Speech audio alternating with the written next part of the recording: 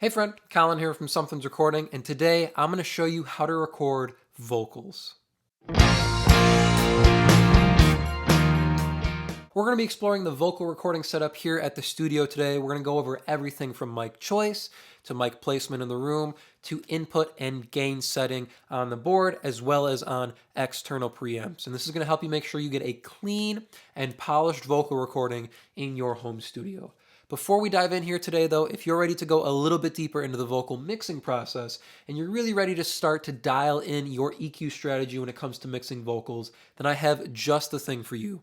It is my ultimate guide to vocal EQ, and it's just a simple PDF that will walk you through how to EQ your vocals step by step to help you get polished and professional sounding vocal mixes without any more of the guesswork. It is a completely free guide, and you can download it below using the link in the video description.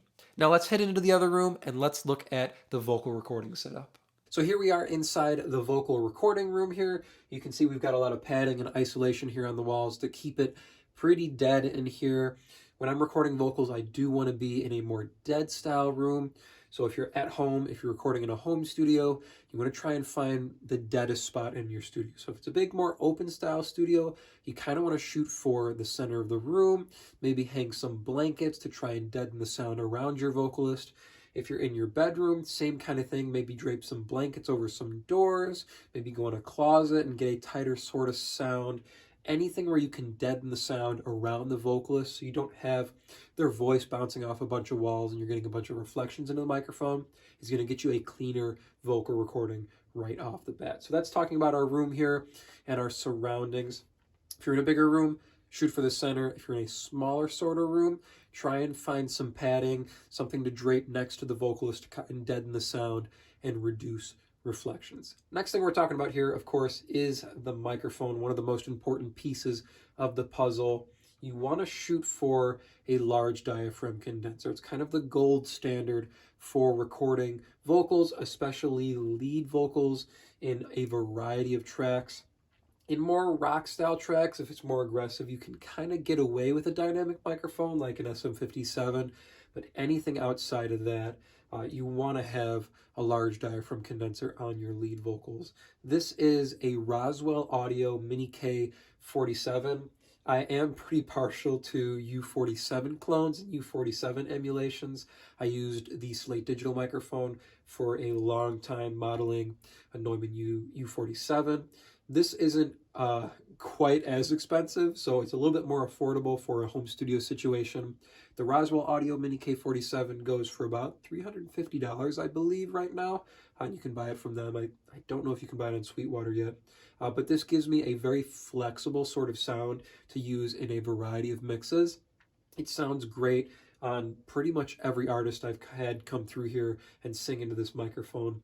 It's not overly bright, but it's not overly dark, and it's not overly heavy. It doesn't give me a huge bottom end presence on vocals, so if you get right up on it, it doesn't get really heavy, and it doesn't get really low midly sounding. It's very flexible, it's very clean, but it has that little bit of color and a little bit of vibe to it that lends itself to sounding like a U47. But to me, it's very flexible when it comes to mix time. If you are getting your first microphone for recording vocals, stay away from stuff that has that brighter sort of sound. That's going to be harder when it comes mix time to try and fit it inside the track. When those cheaper microphones have that boost and that lift on the top end, it tends to sound pretty cheap and it can get very brittle and very harsh sounding very, very quickly when you stick it inside of a mix scenario. If you're looking for a good microphone starting out, the microphone you see in most of my videos that I end up talking into for mixing and that kind of thing is the AKG P220. I love that microphone. I used that for a very, very long time before I did upgrade. That's about $150 microphone, and it's a great starting microphone for vocals, for acoustic guitar, for pretty much any situation inside the studio. But all else fails, any large diaphragm condenser is going to be a good start on lead vocals. So that's our microphone here. The next tool you're going to need is a pop filter. If you don't have a pop filter, you're going to have a lot of plosives, a lot of P's and T's. Anything that has a big consonant sort of sound is going to give you a big air blast into your microphone, and that's not going to sound very good. So a pop filter, I think you can get these for like 20 bucks or so on Amazon or on Sweetwater, wherever you want to grab one. I like to put it about a fist away from the microphone. It puts some distance between the artist and the microphone. Some artists like to get right up on the microphone, and putting a little bit of distance between the pop filter and the microphone can give you a little bit of leeway for artists that like to get right up on the microphone. So pop filter about a fist away from the microphone. And then a good rule of thumb for distance between you and the microphone is I like to be about a fist away from the pop filter. If it's something softer and you're trying to get that deeper sort of sound in your voice, you can get right up on the pop filter if you want to get some proximity effect on the microphone and get some bottom end in your voice. But keeping that pop filter about a fist away from the microphone will still give you that little bit of distance between you and the microphone. The closer you are to the microphone, the bigger volume changes you're going to hear. So if I'm right up on the microphone, doing this is going to drastically change the volume of how my voice is being perceived by the microphone, because right into the microphone, you'll hear me very, very clearly. And then if I turn, suddenly I'm shooting this way and, the microphone's getting my cheek. So the closer you are to the microphone, the more drastic volume change you're going to get from any movement of the artist. If you're about, my general rule is about 2 fists back, any kind of movements aren't going to be as drastically perceived by the microphone, and that allows the artist to get into it. If they like to bounce, if they start moving their head a little bit as they're singing, if they're getting emotional, those big drastic volume changes aren't going to be picked up by the microphone from the artist moving their head a little bit or from the artist singing. So if you do have someone that's really, really getting into it, maybe put them a little bit further back from the microphone. It will thin out a little bit. You're not going to get that depth from them being closer to the microphone, but it's going to give you a cleaner sort of performance from someone who's moving around a little bit more in the room. So that's talking about distance from the microphone here. You can see we're using an XLR cable. Most microphones are going to be using an XLR cable. I would stray away from USB microphones if you're recording more professional style studio vocals. If you're doing podcasting and stuff like that, you can get away with a USB style microphone. But for a studio application, for recording vocals for a song, I would usually shoot for an XLR style input on your microphone. One more thing here to talk about actually before we move back into the DAW is headphones. When you're recording vocals, you want to get closed back headphones. Open back headphones are going to give you bleed into your microphone. When you have an artist that's right up on the microphone like this, if you have open back headphones, the microphone is going to catch anything that's coming out of the back end of the headphones, be it a click track or just the track in general, the music, the instrumental. If you have artists that really like to crank their headphones, you might want to shoot for something that has extreme isolation, like their extreme isolation headphones. That'll make sure the artist, if they really like it cranked in their headphones, it's not going to bleed into the microphone. It's another reason I like to have that little bit of distance between the microphone and the artist. Some artists really do like it cranked in their headphones. Some artists are deaf and they like to hear a lot of the track, or they like to hear a lot of themselves. And you can get some weird phase issues if there's a bunch of bleed coming out of the headphones into the microphone of what they're hearing in their headphones. So you got to be careful there when you're tracking.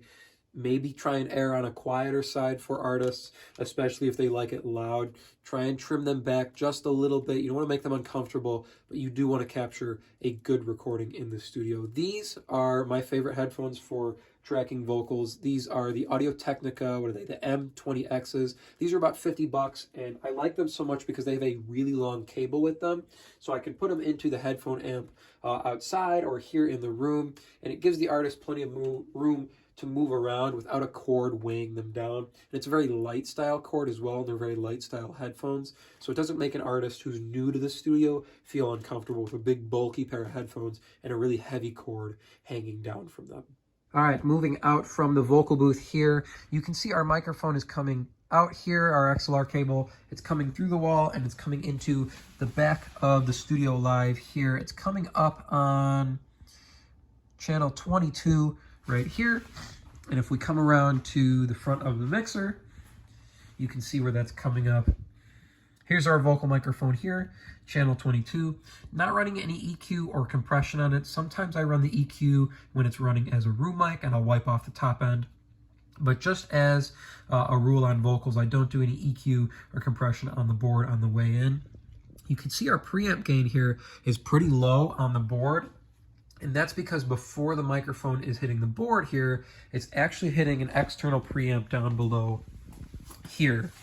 So this is the Warm Audio WA73. It's just getting a little bit of color here from the pre, no high pass filter, and then here's our output volume. I like to have it around -12 or so on the way in. It gives me enough headroom that if the vocal increases in volume, if the vocalist gets louder, it's not going to clip, but if they do sing a quieter passage, they're still going to be there as well. So it's a good kind of rule of thumb, sitting around -12 on the input meter. The preamp does have 48 volts on it.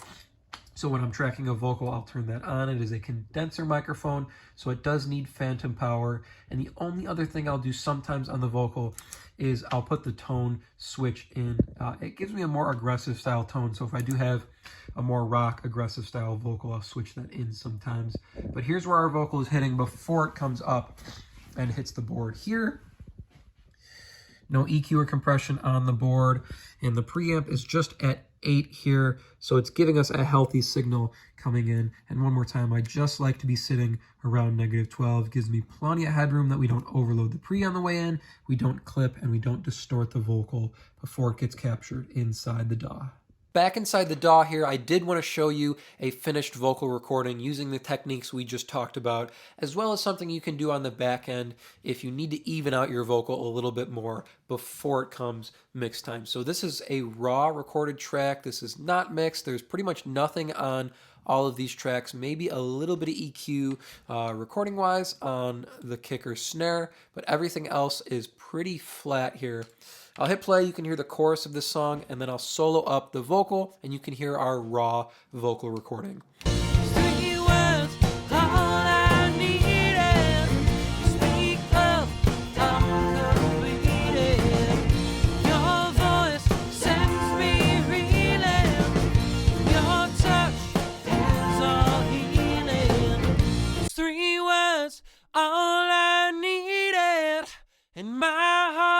Is completed. Those 3 words, all I needed. You speak up, I'm completed. Your voice sends me reeling. So you can hear it's a very balanced, it's a very clean capture of this vocal. We're not getting a lot of color from the microphone or from the preamp. We're not pushing anything very hard. We have a very healthy level. You can see when it goes up and we get louder sections of the vocal, we still got plenty of headroom. We're not clipping, we're not pushing. And when there's quieter passages, it's still at a healthy, listenable level. Now, if we have a vocal that we think is too dynamic, post-recording, something you can do on the back end is throw a touch of compression on. And it's something I do sometimes on vocals if I want it a bit more even before I jump into mixing. I'll just pull in an 1176 style compressor like this, and we'll just put on maybe 3 dB reduction on the louder notes here. So I like to run it at 0.55 milliseconds on the attack, so around here, and then fastest release, 50 milliseconds, 4:1 ratio, and we're just going to grab those bigger notes and pull them down about 3 dB here. Those 3 words, all I needed. You speak up, I'm completed. Your voice sends me reeling, and your touch is all healing. Those 3 words, all I needed, and my heart is completed. So we just kicked up our input here till we're getting about 3 dB reduction on these louder passages here on the vocal. And now when we throw it back inside this track, this raw recorded track, we'll have a bit better picture of what our vocal is going to sound like when it is sitting on top of the track. 3 words, all I needed.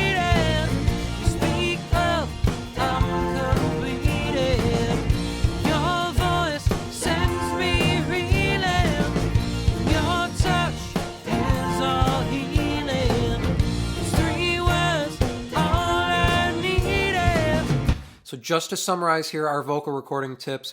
Room, if you're in a bigger room, shoot for the center of the room and maybe put up some baffling. Same thing if you're in a smaller room, you want to be in the center, away from walls, maybe hang some blankets. Mic choice, you want to get a large diaphragm condenser microphone for recording vocals.